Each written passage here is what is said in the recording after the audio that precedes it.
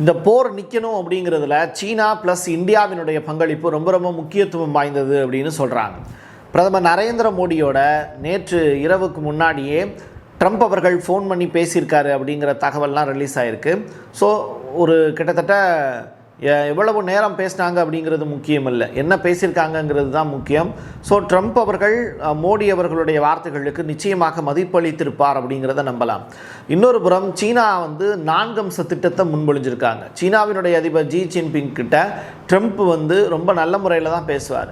அது மட்டும் கிடையாது, ஈரானோட போரை நிறுத்துறதுக்கு ஜி ஜின்பிங் கிட்டையே உதவி கேட்டவர் தான் ட்ரம்ப் அவர்கள்.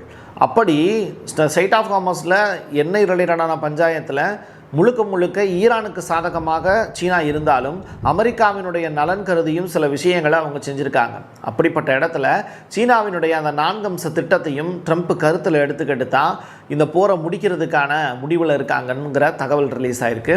ஆக மொத்தத்தில் சீனாவும் இந்தியாவும் சேர்ந்து இந்த போரை நிறுத்தியிருக்காங்க அப்படிங்கிற ஒரு நல்ல செய்தியும் வெளியாயிருக்கு.